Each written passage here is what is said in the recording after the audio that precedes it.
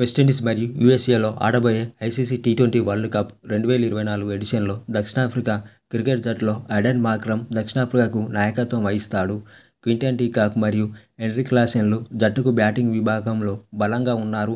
IPL 2024 సీజన్లో గాయం కారణంగా స్వదేశానికి తిరిగి వచ్చిన కగిసో రబాడ ఫిట్గా ఉంటాడని సౌత్ ఆఫ్రికా భావిస్తోంది. సౌత్ ఆఫ్రికా శక్తివంతమైన బ్యాటింగ్ లైనప్ను కలిగి ఉన్న జట్టు, కానీ లోపాలు కూడా ఉన్నాయి. 2024 ఎడిషన్లో శ్రీలంక, బంగ్లాదేశ్, నెదర్లాండ్ మరియు నేపాల్తో పాటు సౌత్ ఆఫ్రికా గ్రూప్ డిలో క్లబ్ చేయబడింది. సౌత్ ఆఫ్రికా స్క్వాడ్ ఇలా ఉంది. బ్యాట్స్మెన్లుగా Aiden Markram, Heinrich Klaasen, David Miller, Reeza Hendricks, క్రిస్టల్ స్టబ్స్లు ఉన్నారు. అలాగే వికెట్ కీపర్ అండ్ బ్యాట్స్మెన్గా క్వింటన్ డి కాక్ మరియు గ్రాంట్ రికెల్టన్లు ఉన్నారు. అలాగే ఆల్రౌండర్స్గా మార్కో జాన్సన్, బి ఫోర్చ్యూన్లు ఉన్నారు. అలాగే బౌలర్లుగా Gerald Coetzee, Kagiso Rabada, Heinrich Nortje, Tabraiz Shamsi, Keshav Maharaj, Ottniel బాట్మెన్లు ఉన్నారు. ఇది ఇలా ఉంటే దక్షిణాఫ్రికా క్రికెట్ జట్టు యొక్క బలాలు చూస్తే ఇలా ఉన్నాయి. దక్షిణాఫ్రికా కోరుకున్న టాప్ పిక్స్. బ్యాటింగ్లో ఏ జట్టుకైనా సవాల్ చేయగలదు. అనుభవజ్ఞులైన రీజా హెండ్రిక్, క్వింటన్ డి కాక్లు ఇన్నింగ్స్ను ప్రారంభిస్తారు. హెండ్రిక్ ఇటీవల 6,500 టీ20 పరుగులను అధిగమించాడు మరియు 4 సెంచరీలు మరియు 49 అర్ధ సెంచరీలతో భారీ స్కోర్లపై దృష్టి సారించిన ఆటగాడు. అతని స్ట్రైక్ రేటు 128+గా ఉంది. అలాగే టాప్ ఆర్డర్లో క్వింటన్ డి కాక్ ప్రధాన బ్యాటర్గా ఉంటాడు. 9,600 పరుగులు పైగా చేశాడు. అతను దక్షిణాఫ్రికా అత్యుత్తమ ఆటగాళ్లలో ఒకడు. 6 సెంచరీలు, 61 అర్ధశతకాలు చేశాడు. క్వింటన్ డి కాక్ 400 సిక్సర్లు మరియు 1000కి పైగా ఫోర్లు, 137.92 స్ట్రైక్ రేటును కలిగి ఉన్నాడు. టీ20లలో దక్షిణాఫ్రికా అత్యధిక స్కోరర్ మరియు 2,500 పరుగుల చేరువలో ఉన్నాడు. దక్షిణాఫ్రికా తరపున ఎడెన్ మార్క్రమ్ 3వ స్థానంలో రావచ్చు. అతను 38+ యావరేజ్తో 150+ స్ట్రైక్ రేటు కలిగి ఉన్నాడు. అలాగే క్రిస్టల్ స్టబ్స్ 4వ స్థానంలో రావచ్చు. టోర్నమెంట్ యొక్క వర్ధమాన ఆటగాళ్లలో ఒకడు కావచ్చు. అతను ఐపీఎల్లో రాణించాడు. ఐపీఎల్ 2024 సీజన్లో అందరినీ ఆకట్టుకున్నాడు. అతను ఢిల్లీ తరపున మొత్తం 14 మ్యాచ్లు ఆడాడు. క్రిస్టల్ స్టబ్స్ 54 యావరేజ్ను కలిగి ఉన్నాడు మరియు అతను 190.90 స్ట్రైక్ రేటుతో 378 పరుగులు చేశాడు. 3 అర్ధశతకాలను బాదాడు. క్రిస్టల్ స్టబ్స్ 24 ఫోర్లు, 26 సిక్సర్లను బాదాడు. మొత్తం మీద టీ20లలో స్టబ్స్ 1800 కంటే ఎక్కువ పరుగులు చేశాడు మరియు అతని స్ట్రైక్ రేటు 151+గా ఉంది. ఆ తర్వాత క్లాసెన్ మరియు డేవిడ్ మిల్లర్లిద్దరూ అత్యుత్తమ ఫినిషర్లు. వారు 5 మరియు 6వ స్థానంలో వస్తారు. క్లాసెన్ 4,500 టీ20 పరుగుల దగ్గర ఉన్నాడు మరియు అతని స్ట్రైక్ రేటు 150కి పైగా ఉంది. ESPN క్రికిన్ఫో ప్రకారం టీ20 క్రికెట్లో అతని స్ట్రైక్ రేటు చివరి 4 ఓవర్లలో 196.42గా చెప్పారు. అతను స్పిన్లో సమర్థుడైన ఆటగాళ్లు. స్పిన్నర్లకు వ్యతిరేకంగా అతను స్ట్రైక్ రేటు 158.93 మరియు అతని యావరేజ్ 37.41గా ఉంది. అలాగే మిల్లర్ 6వ స్థానంలో రావచ్చు.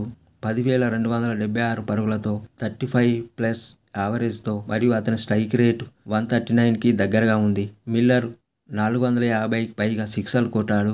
చివరి 4 ఓవర్లైన డెత్ ఓవర్లలో మిల్లర్ 3,500 పైగా పరుగులు చేశాడు మరియు అతని స్ట్రైక్ రేటు 184.43. దక్షిణాఫ్రికా తరపున టీ20లో 100కి పైగా సిక్స్లు బాదిన ఏకైక బ్యాటర్ అతడే. అలాగే సౌత్ ఆఫ్రికా బ్యాటింగ్లో గ్రాంట్ రికెల్టన్ ఆకట్టుకునే వ్యక్తి మరియు 137 స్ట్రైక్ రేటుతో 2,200 కంటే ఎక్కువ పరుగులను కలిగి ఉన్నాడు.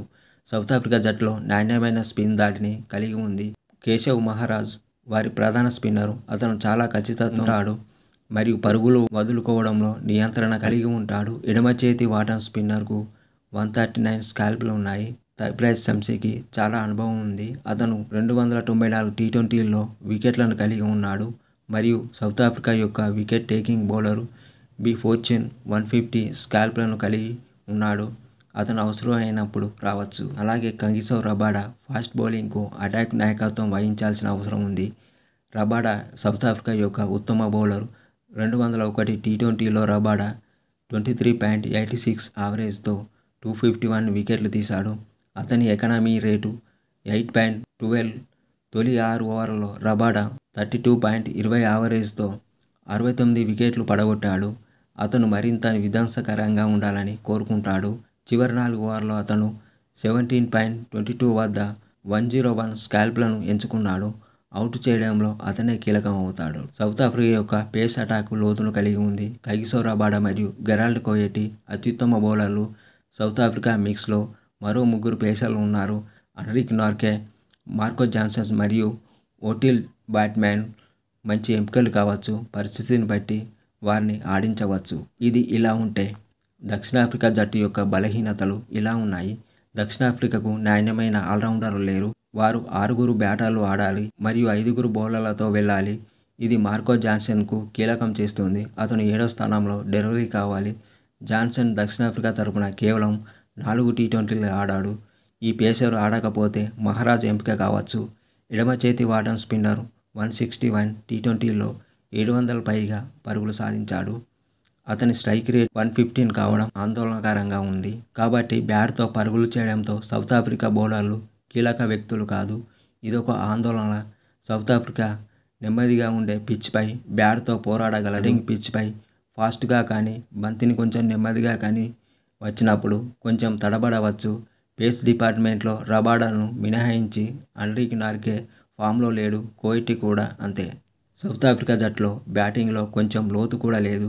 ఈ అంశాలు టీ20 ప్రపంచ కప్లో దక్షిణాఫ్రికాను దెబ్బతీయవచ్చు. అలాగే టీ20 వరల్డ్ కప్ను సౌత్ ఆఫ్రికా జట్టు గెలుచుకుంటుందా లేదా అనేది కామెంట్ల రూపంలో తెలియజేయండి. అలాగే ఏ జట్టు ఈ టీ20 వరల్డ్ కప్ను గెలుచుకుంటుందో కామెంట్ల రూపంలో తెలియజేయండి.